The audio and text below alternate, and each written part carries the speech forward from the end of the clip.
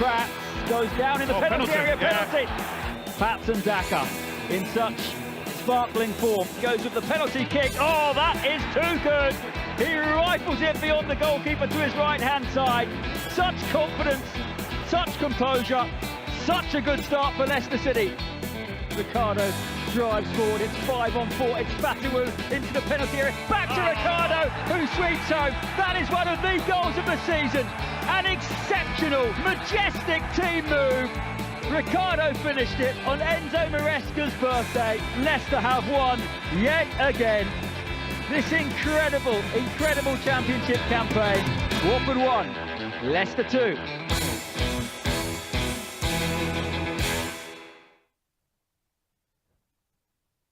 Good evening and welcome along to Matchday Live here on Fox News Hub. Yes, it was a very happy birthday, wasn't it, for Enzo Maresca at the weekend. Leicester City winning again. Another one tonight against tonight's opponents. Sheffield Wednesday will take them to 78 points from 32 matches. That will be the aim and that's what we're hoping to see in around about 3 hours' time. Without further ado, let's get on of tonight's team news then ahead of this clash. And Enzo Maresca has decided to make 3 changes to the side that beats Watford at the weekend as back come Vestergaard, Vardy and Mavididi into the starting 11. Out go Nelson, McAteer and Daka.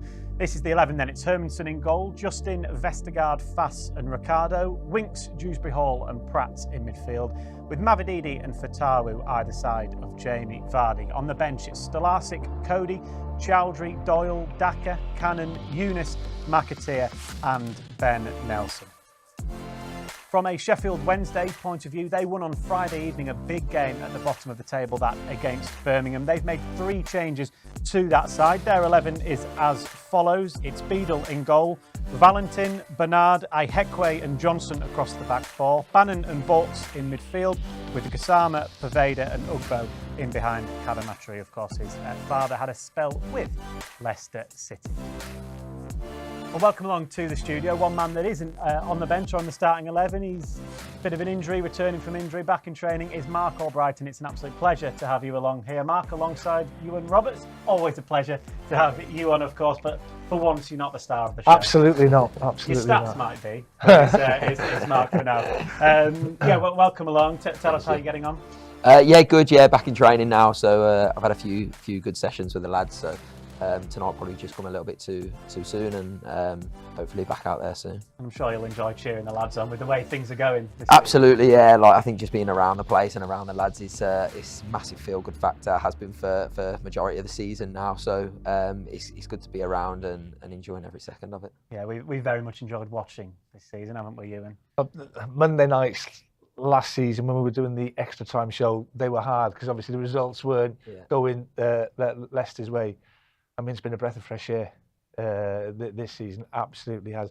I mean, how, looking back at the summer, how long did that sort of disappointment of relegation, how long did that take to get out of the system, Mark? Yeah, I think it was a while. I remember when it first happened, and it was devastating, and probably a little bit of shock. But then on the flip side of that, although we still had a chance of staying up on the last day, we knew we hadn't been good enough. We knew if we went down, we fully deserved to go down. There was no excuses.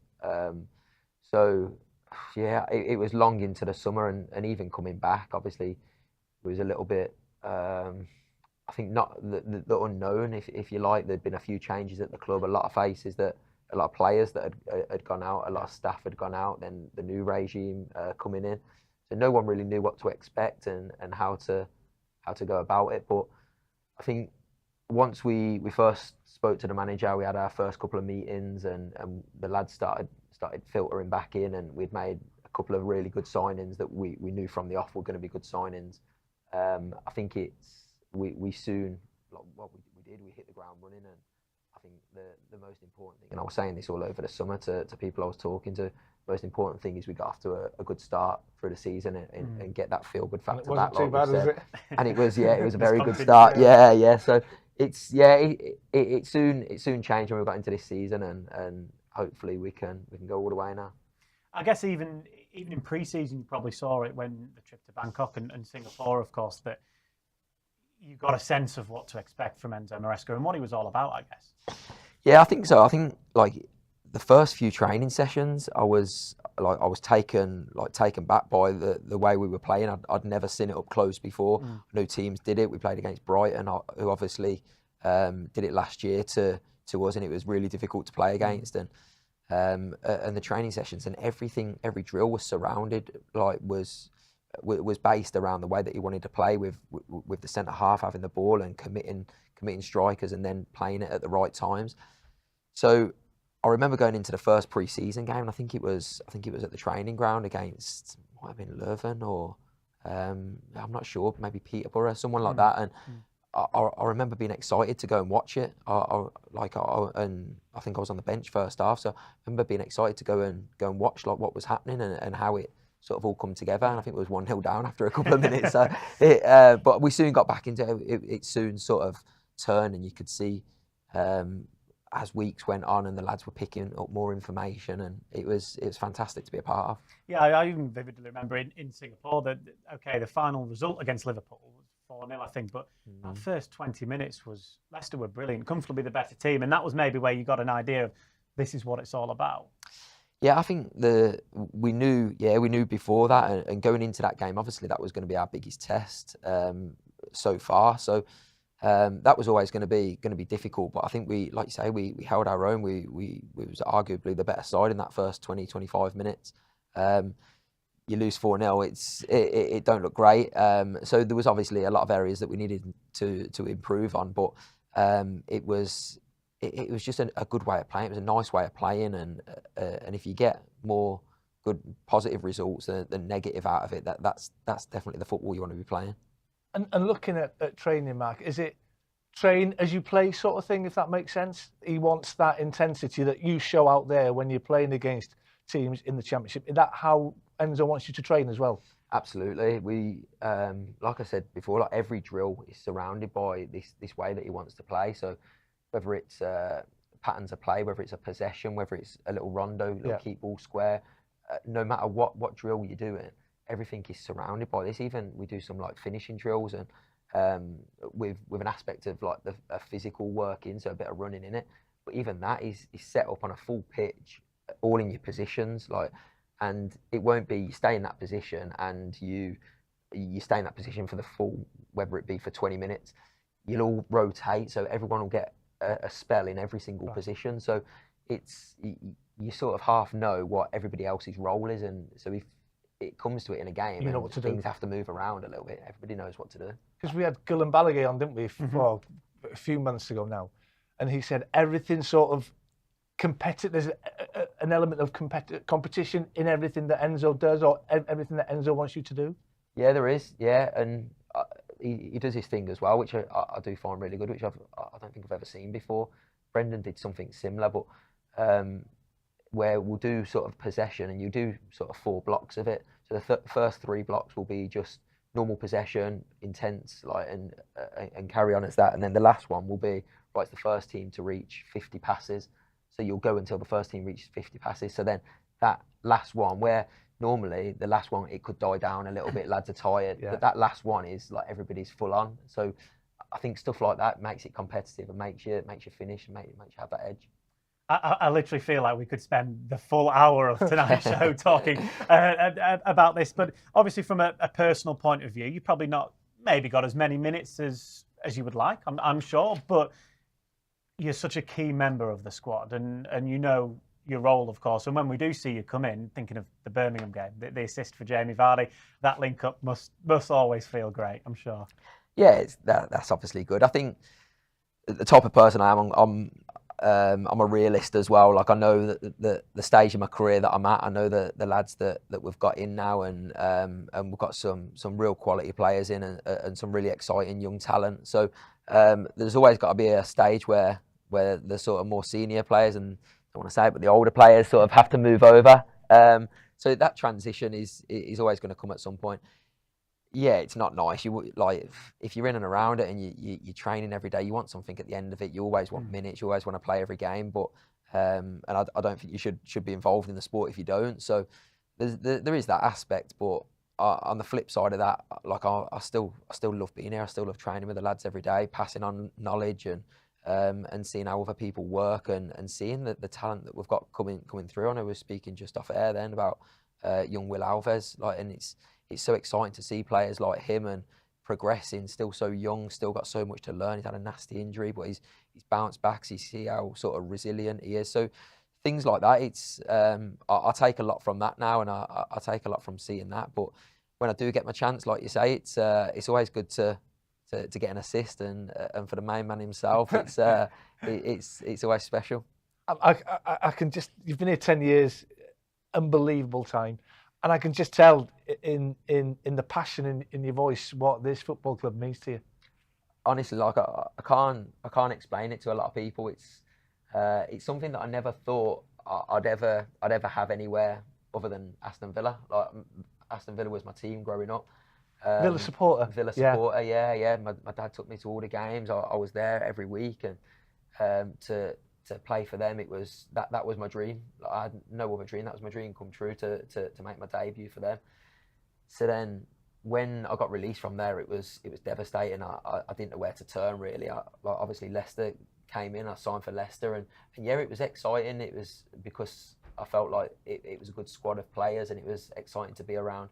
Never in my wildest dreams did I think that it could be achieve what you did. Yeah, just achieve what we have, and just even just being like just the club in general, like the people around the place. Like, I've got some incredible relationships with people at the club, not just the players, the staff, like people at the stadium that I see when we come, the receptionists, like obviously the kit man, and everybody at the club, and I feel like I've got a real connection. And then not even to mention the fans as well. Like the fans have been superb with me since day one. So the relationships I've built, like this club has got such a special place in my heart. And the day that I have to say goodbye will be There'll be a few tears, won't there? There will be, 100%. I think even my kids now, like they're all Leicester, and I think they're the only sort of Leicester fans in their school.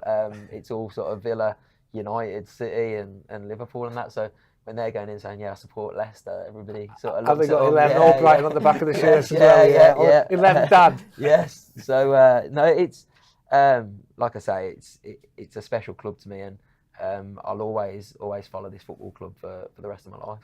Yeah, there won't be a dry house, I think, in the house. Dry eye, sorry, in the house, that's for sure. In terms of moments on the pitch in your time here, without dwelling too much on everything, because again, we could speak for an hour about your time purely here.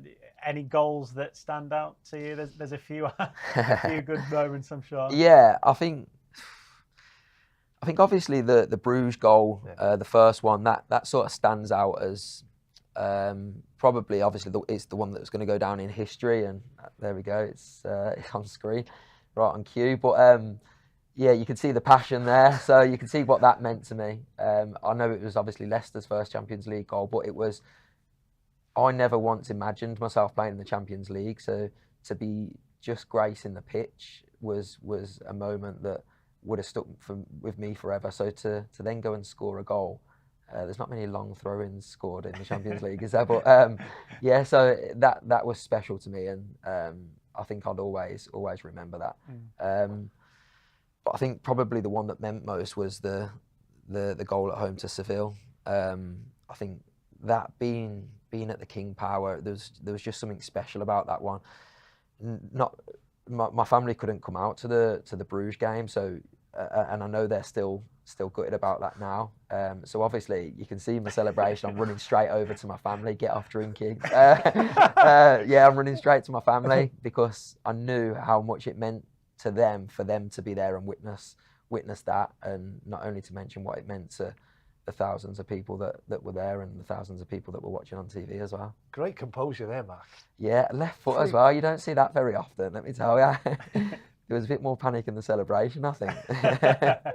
Yeah, that was some evening, wasn't it? And it's got to be up there, hasn't it, in terms of just actual, I mean, the title win itself, but in terms of games and evenings and moments for you personally, that's probably cherry on top, maybe. Yeah, I think it is. As an all-round game. Cause the actual game had everything as well. Obviously, there was the sending off, there was the penalty save, there was a couple of goals. Big West scored as well. So I think the game in general just it had everything. So when you try and go to sleep after that, and the adrenaline's still pumping, it was honestly it was incredible. Obviously, we got interviewed on the pitch after, and you watch that stuff on TV. That's the sort of stuff that I'm used to watching on TV. So to actually be there and be a part of that, it was absolutely amazing. Yeah, and when you look at your overall stats of your time at the club as well, the key one, I mean, the trophies, the list of those that you said yourself, you probably never would have expected that, let's be honest, when you joined Leicester. Yeah, and I think the more it's happened here, and obviously the trophies that we've won, and I look at things slightly different, and I've always thought, like, I've played football for the love of the game, and I don't think I ever actually played, like, once I got to a first team level, I never actually played to go and win trophies, which probably sounds quite a strange thing, but I never thought, I probably didn't think I would be in a position to be able to. So, but since we've won more, like, it's so true what people say, you just get a taste for it, you get a taste for winning trophies. And that's what's happened here. So we're going into this season now, and obviously our aim is to win a trophy. Whereas before, I've never really had that. Even when, like, the FA Cup run, yeah, obviously you dream of winning it. Like, of course you do, but never do you actually think, like, we can go on and win this. And then obviously the Prem, like, you certainly don't. So obviously this time round it's a little bit different, and our aim is to win a trophy. And because I've got that taste of winning trophies and I know how it feels, I'm desperate for that to happen this season. I mean, that Premier League winning season, there's so many highs. But was there one specific moment or one specific game that you as a squad thought, we've got a proper chance here? I think the obvious one was the Man City one. I'd say that was as a squad. I think personally, again, might sound strange, but we lost away at Arsenal. I think Simo got sent off in the game, if I remember rightly. Like 96th minute winner. That's right, yeah. And I think we had played Man City and Liverpool just before that and beat them both. And I think Ranieri had said that if we get 7 points out of the 3 games, it'll give us a week off. So obviously we got 6 points, but we did really well in that game, and he ended up giving us the week off. And I think with the emotion that Arsenal game took out of us, in terms of obviously the way we fought, the way we battled in it, coming so close, the sending off that we could argue about probably wasn't a sending off. I think all that in general took so much emotion out of us. So he did give us the week off, and then we come back, and I think we won. It might have been 5 out of 6 or 6 out of 7 of the next games, 1-0. And I think that was just crucial to that happening. Like, that week off was crucial to that happening, because it gave everyone a chance to sort of reset. There was a lot of talk surrounding us about us. Can we go all the way? Can we do this? That gives us a time. Get yourself away on holiday. Lads were flying here, there, and everywhere just to have a little bit of sun, a little bit of a breather. And then he was like, just make sure you come back, hit the ground running, and we did that massively. Yeah. What was the pressure like for that Premier League winning season and the Great Escape? Because people say there's pressure when you're fighting for titles, but there's massive pressure. I mean, I think it was the second half of the season you started bottom of the league, and then you put that incredible run together. So could you compare sort of the pressure of both seasons? Yeah, I remember when I was a young lad at Villa, somebody, it sticks in my head. I can't remember who said it, but the quote sticks in my head, and it was, it's tough at the top, but it's a lot tougher at the bottom. And I would say that is, I can live by that. I think the title winning season, I only felt the pressure towards the end. Get over that finishing line sort of thing. Yeah, because it got to a point where I was thinking, I'm never going to have this opportunity again. Like, the chances are this is never going to arise again, where I'll be in this opportunity, be in this chance of winning the Premier League. Whereas the relegated, or the Great Escape season, should I say, was very much like jobs are on the line. We cannot go down. Like, what happens if we go down? Like, you get stuck in the Championship again. This club has been fighting for years to get back into the Premier League. We can't just fall now. So that was a lot more of a pressure situation, whereas we spent a lot of the title winning season enjoying it and just relishing being a part of it. Like I said, it weren't until the end where it was like, right, need to finish this job off. Like we need to make sure that this happens. And it probably, it did get a little bit twitchy towards the end. Well, clearly that experience, of course, vital for this season as well. We've just seen some shots of Leicester players who've come out for their warm-ups this evening. The weather is far from nice, shall we say. So you're nice and cosy and warm in the studio. We'll keep you for a little bit longer. The game tonight is available for absolutely everybody to watch on Fox's Hub. There is a live UK stream as well as worldwide, of course. If you scan that QR code in the bottom right-hand corner of your screen there, it takes you exactly where you need to go on Fox's Hub. It costs just £10 to watch the full game with us this evening. Right, we are going to keep Mark for a little bit longer than we promised. At the game at the weekend, that victory over Watford. Leicester just about getting all 3 points. Daka here, movement ahead of him, slide past to Pratt. Pratt goes down in the penalty area. Penalty. Dennis Pratt fouled in the 9th minute. Watford fans not happy.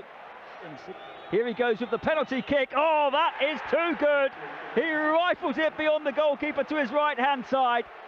Such confidence, such composure, such a good start for Leicester City. Oh, it's brilliant from Daka. He's picked it up in midfield. He's released Dewsbury Hall. Into the box he goes.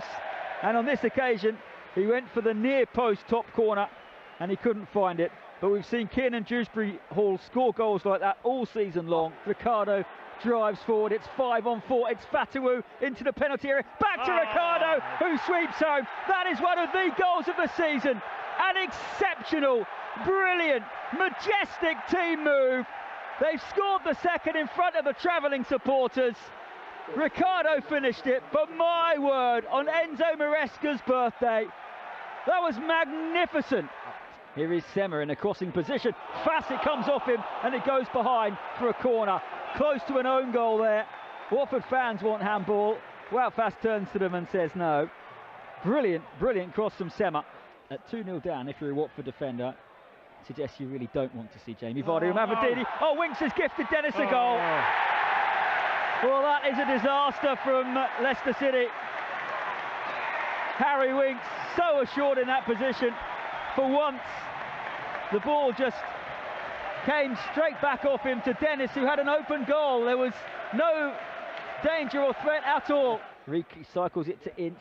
Ince swings it in. Hermanson might have to make a save here. How's that one stayed out? Whoa, that looked like it was going in from Hood. The flag is up anyway.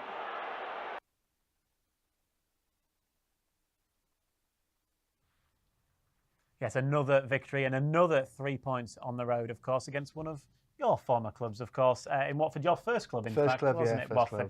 It was an important 3 points again, and we'll talk about the goal. Let's just go straight to it. Ricardo's goal, going to be up there. We were just speaking off air about it, weren't we, that when it comes to the nominations for goal of the season, that one's going to be right up there.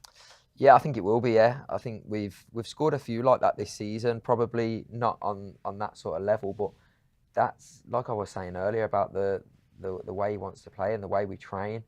Everything's based around that. He'll be looking at that. The manager will be looking at thinking there's so many aspects that is drilled into us in that goal.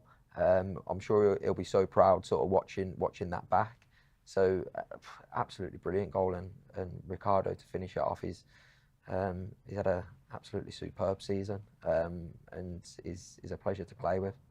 I mean, there it looks a simple goal, but it starts with the goalkeeper, Hermanson, who pops it off into Dewsbury Hall, who lays it off first time to Winks, who threads the ball through to Ricardo, and then Watford they drop deeper and deeper and deeper.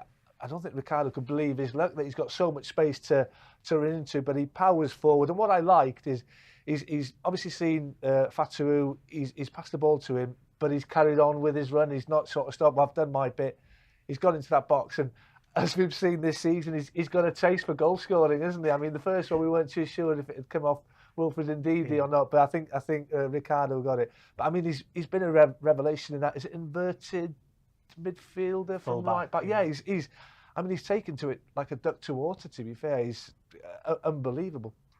Yeah, I think I'd just say like that position that he plays, it's like he's made for it, because he's not just a fantastic fullback that we've seen over many years since he's been here. He can do that one where he bombs up and down, but he's so good technically, he's so good with his feet. He's Were so you good surprised when Enzo said that was the plan for it? No, not in the slightest. Not in the slightest. Like the fact that Enzo had seen that, like seen it before he'd even come in, I'm sure he had, because he put him in there straight away. So he's probably looked at the squad, looked at clips of certain players and put him there. I might be wrong on that, but that's how it seemed. But yeah, he's so good. Like the little possessions we do in training, that he's so good in tight spaces, tight areas. He's clever. He's clever with his football thinking, and then like I say, his feet are something else as well. So that role was just made for him. And then like Ewan says, like he's got a taste for goals this season, and I think when you do have a taste for goals, that run that he makes to after he's passed it he's going to do, because his confidence is there, and he knows that there might be a goal on the end of it for him. Yeah, he's one of our favourite players, isn't he? That's mine as well, yeah. He plays with a smile on his face, doesn't he? And I mean, we've seen him so. I mean, you've played in front of him hundreds of times, Mark, and the energy that he's got up and down that. Because to be a fullback, you've got to be physically 100% supremely fit, and he's taken that from that fullback position, from getting into forward areas, getting into the final third, putting crosses in, to doing it in midfield now. Yeah, I think for me, I'm so pleased for him himself. He's had a couple of real big injuries since he's been at the club, and it's been a little bit stop-start for him at times. But to see him flourishing now, I think this was brilliant for him to have a season here after his injury, where he can sort of have a full season. The manager put the trust in him by giving him the armband on many occasions when sort of Vaz isn't there. And to see him scoring goals, and he's such a top professional as well. Like he's in the gym constantly, he eats the right things, he lives right. So to see somebody like that and things going well for someone like that, it's great to see. So he's such a good guy, and I'm really pleased for him. And that win, of course, the weekend puts Leicester where it puts them. We know that in the league, they're averaging over 2.4 points a game, which is quite staggering this season. You're a part of it. What are the messages from Enzo Maresca? Because they're coming up against a team that are second bottom tonight. They've got the second leakiest defence in the league. But I imagine it's not go out and do what you normally do. It's don't take anything for granted. Every single game's a tough one.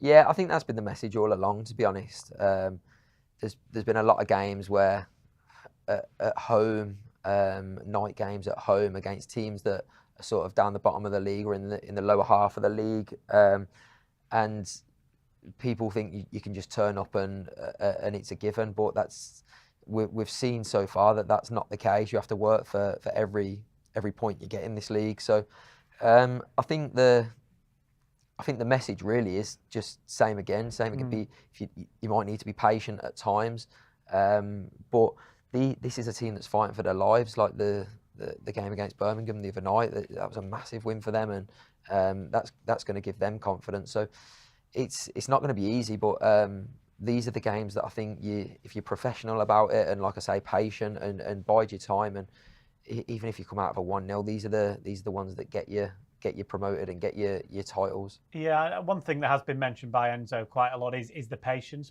even from the supporters. I imagine when you're in a game against these teams and with this system and seeing so much of it, even for you as players, you just got to remind yourselves, we'll be patient. Come 60, 70 minutes, we'll be able to pick them off, because presumably they're knackered by the time it gets to that stage. Yeah, that's been the case a lot of times. Where I know very early in the season, we scored quite a lot of late goals, sort of last 15, 20 minutes. Whereas, yeah, I think patience is key. When I'm watching, even when I'm on the bench and that, I'm sort of with the fans sometimes. Like I get impatient. I'm thinking, there might be a gap there that we could go forward. But even though I know the plan, I know what we're working towards. So I do get where the supporters come from. I get where the manager comes from. It's ultimately we all want the same goal. So we're all just trusting the process and enjoying the process. And it is a process, Mark, isn't it? It's a word that's used a lot in this day and age in football. And what I like, there's no panic stations where.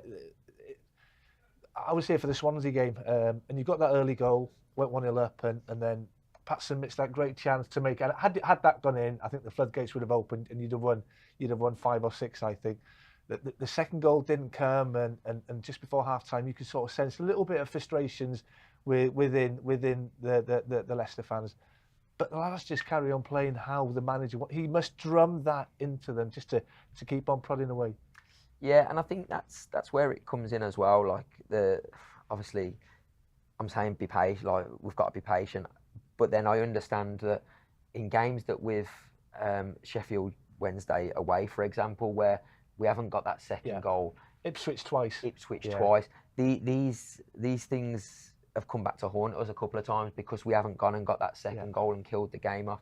You notice when we played Swansea, we went and killed the game off, and all of a sudden 2 goals in 2 or 3 yeah, minutes, didn't you? And it's out of their reach straight away. So it is frustrating. I think one thing that we probably need to work on as a squad is game management. I think there's been times this season where we haven't managed the game right, and I think you've got to be cute sometimes. You've got to be clever. No, this league is definitely unforgiving. We've noticed that. So I think we do need to work on that aspect, but at the same time we need to make sure we're still playing the way we want to play and sticking to our identity. Well, thank you very much, Mark, for coming in. I feel like it's flown by. That it's been about half an hour or so. We could keep going, but it's time to get Matt Elliott in, unfortunately. So we'll stop you. Thank you very much, as we said, for coming in. In the meantime, while we do swap out Mark for Matt, let's hear from the Leicester City manager, Enzo Maresca, who spoke after that game with Watford, of course, on his birthday after that 3 points. Enzo, very happy birthday. 3 points as well. You must be very, very happy. Yeah, happy, especially for the game. Again, the way we play, I think after we conceded the goal, probably we lost a little bit confidence. It's normal. You know, you are 0-2 away, you concede 1-2, the crowd, you know, even the opponent. But at the end, yeah, one more win that is very important. We know all about the brilliant free-flowing football, but you had to really defend there as a team. That must have been something which was a great source of pride. Yeah, absolutely. We defended very well after we conceded. We suffered all together as a team. We scored the second goal, was unbelievable, it was brilliant the way we scored. And yeah, unfortunately we conceded, but it's part of the game, part of the process. From your point of view, how close to perfection was that second goal? Oh, no, yeah, it was very nice, to be honest. You enjoy when you are watching the game, you enjoy. And it was not easy because they were man-to-man all the game. The only spare player was Mats. And yeah, but we are happy, to be honest. We've spoken a lot this season about the bravery of some of the passes. Did we see that at the start of the move that led to the second goal? Yeah, the brave. I think even first half, we tried to play a lot with the Mats because, as we said, it was the only one free. We tried some combination, some solution in behind, some short solution, but the opposite also are there to try to make difficult things for us. And the first goal, so confidently scored by Pats and Daka, does that show the rich vein of form that he's in at the moment? Yeah, and also the way he works off the ball was very good. But yeah, happy for him. Happy the other day for Jamie that scored. The way Jamie go inside today again, show how he take care of this club. So yeah, happy in general with all of them.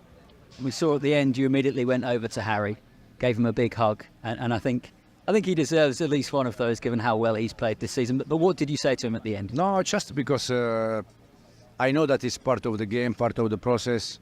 And I know that probably he was not happy with the mistake, but I just told him that nothing happened. Just it's part of the game, and big part of our situation in this moment is the way Harry behaved this season.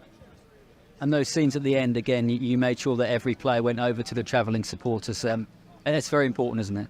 Absolutely, very important. They are all season with us. Once again, travel, trip 2 hours from, very, very appreciate. And just finally, you've hit 75 points. Can you quite believe it at this stage of the season? No, I always said I didn't expect that. I don't think any fans or part of the club, they expected us to have 70 points now after 31 games. But yeah, we said many times, we are in the right direction. And now it's last part of the season, we need to finish well. That was Enzo Maresca there speaking after the win against Watford at the weekend. He's speaking about finishing the season well. Hopefully we see that again this evening against Sheffield Wednesday. We'll preview that game in just a moment. But we've got to say good evening to Matt Elliott now. A bit of a grumble. You're complaining you're not good enough for the starting position on the sofa. I was just waiting for the downgrade comment, after Mark being on. But it was good though, wasn't he? Interesting to listen to. And put things across really well, didn't he? I was quite happy sitting in the back studio for the remainder of the programme, really, if he could have stayed longer. Well, he's one of those that every time we've... And don't say you were as well. Well, absolutely. Every time we've had Casey McAteer on, Connor Cody, haven't we? Mark, obviously, this evening. And you say 20 minutes, but it just flies by and you could quite easily do so much more. And the passion that each one of them, particularly Mark, has spoken with, you can tell how much he loves it. Well, you could... Exactly, Dan. I mean, it's a rarity these days. You get a player that spends that length of time at a football club. He's obviously enjoyed every minute of it. He's part of the fixtures and fittings, along with his best mate, probably Jamie Vardy. He's been unbelievable for the football club with his performances, and I can imagine he's still a big influence in that dressing room, because I think Mark said that quite a young group, but the likes of Connor Cody, Jamie Vardy, Mark, just to calm things down, get back on an even keel, one game at a time. He was fantastic. As I say, could have listened to him all night. What are you expecting tonight, Matt, against a Sheffield Wednesday side that we know, obviously, towards the bottom of the table? They got a big win on Friday against Birmingham, of course. They'll probably maybe even come here with the tails up because of that. But then remember that they're playing at the top of the league, Leicester.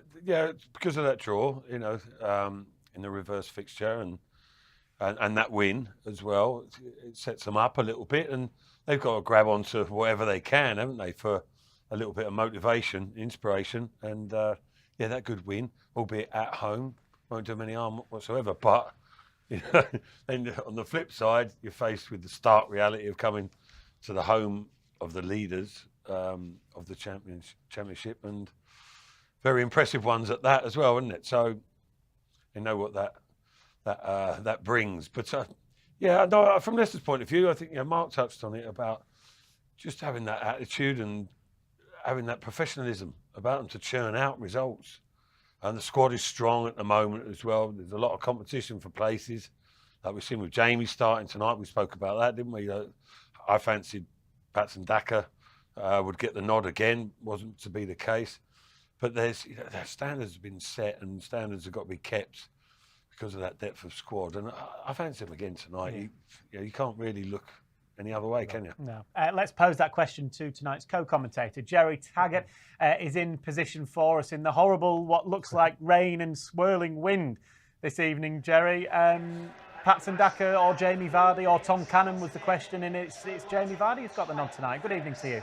Yeah, good evening, lads. I don't see any surprise, really, when you read between the lines with Jamie Vardy. I think the cameo roles he's showed in the last few games have been very impressive. He's bagged a couple of goals as well. And we know, Enzo, you don't know what sort of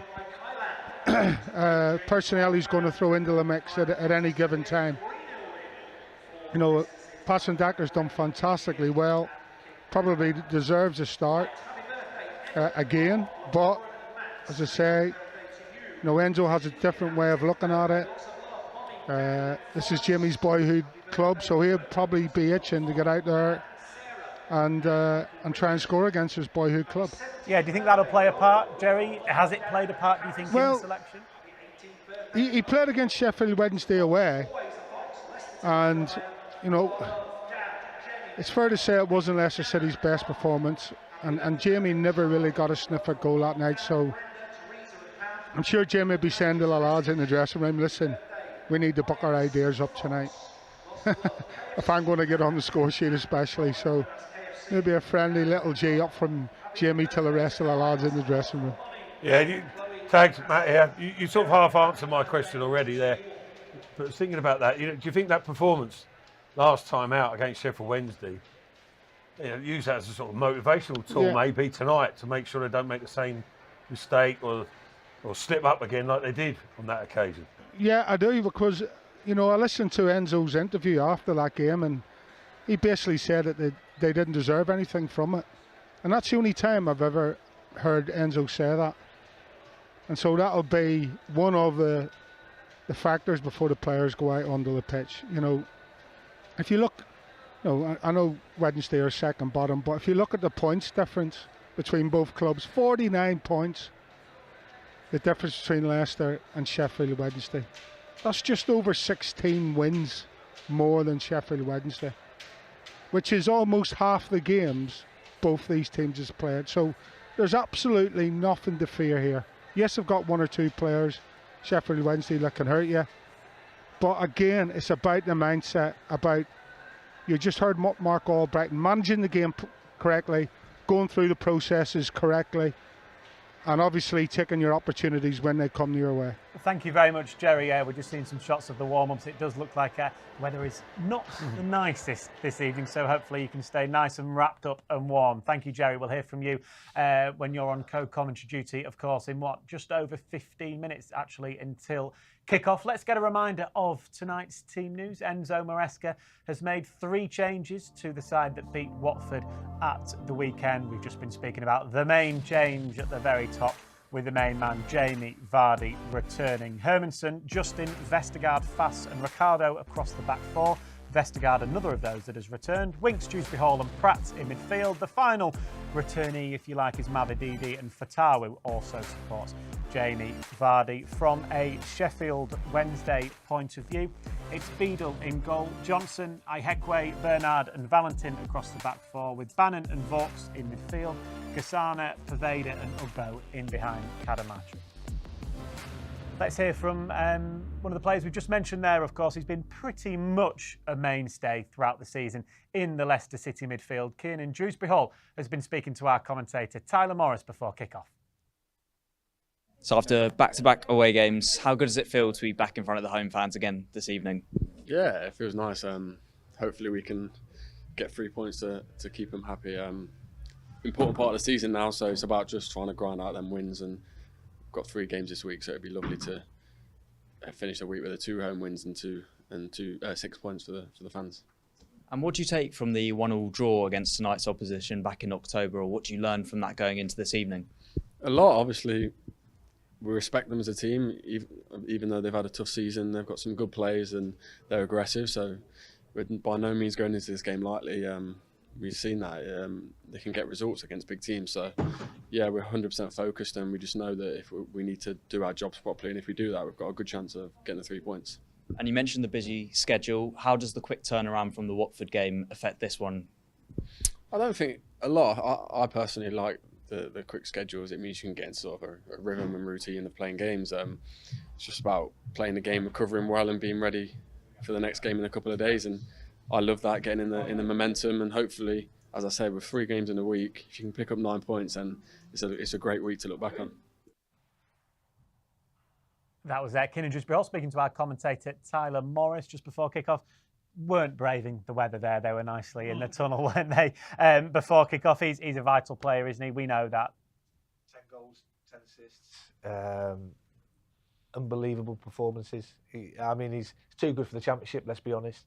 From the very first game against Coventry, he sort of set his stall out with the 2 goals that he scored. He's got better and better and better. He looks like he's loving his football. You know, he's a Leicester City fan. He's a Leicester boy. He's been outstanding.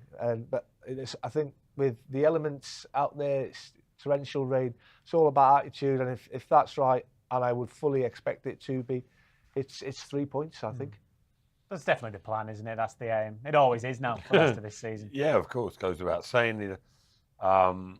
They just have that mindset, don't they? And again, it was nice to sort of have that endorsed by Mark Albrighton coming on the show and speaking a few truths, about how people perceive it anyway.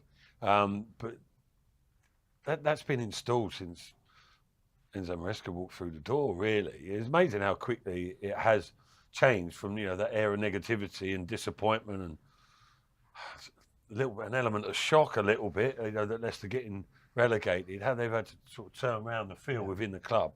Okay, players have come and gone, but it's a hell of an achievement just to implement that first and foremost, a genuine belief But they've done it amazingly well, haven't they? And they turn it round, and I don't see them relenting either. Very quickly, because we're running out of time, quick score predictions from the both of you, and then we'll hand over. I'm going to go 3-0. Yeah. We don't agree that often, so. Nah, yeah. So tonight is one of those. Tonight, That's yeah. what I'm going with, without being blasé and overconfident and disrespectful. But that's the way it's looking, isn't it? Let's hope so. Tonight's game is available for you as a live UK and worldwide stream for just £10. In a moment, there'll be a little space for you to scan a QR code to get straight to where you need to go. It only costs £10. Last time out in the league here against Sheffield Wednesday was a victory for the Foxes, and 2 fantastic goals from 2 very, very good wingers. It's onto his left and into the bottom corner. A sweeping move from Leicester City.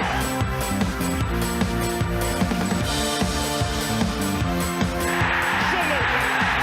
Spread out of the top drawer from the little Frenchman. The champions-elect back on track in some style.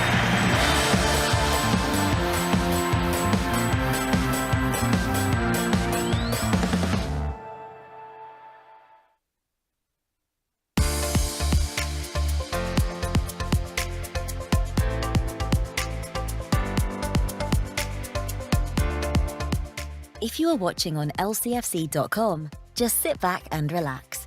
If you are watching on social media, the live stream will finish shortly. If you want to continue enjoying our coverage, you'll need to head over to lcfc.com/Foxes Hub and purchase one of our game passes.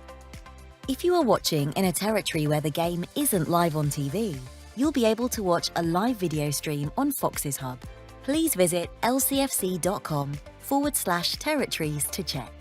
If you can't find your location, live audio commentary is still available. You'll need to have an lcfc.com account before you purchase your Game Pass. If you already have one, please sign in and select your product at lcfc.com/Foxes Hub. Select the Buy button and you'll be taken to the payment page. Once you've followed the simple payment steps, press Continue at the bottom of the screen and you'll be taken to the Foxes Hub homepage. If you purchased a video pass, please select Watch Live from the Foxes Hub drop-down menu. If you purchased a Listen Live pass, please select Listen Live. If you purchased a seasonal or monthly video pass and the game is not being shown in your territory, please select Listen Live. If you are having a payment or technical issue, please email Leicester TV Support at streamamg.com. Thank you, and we hope you enjoy the match.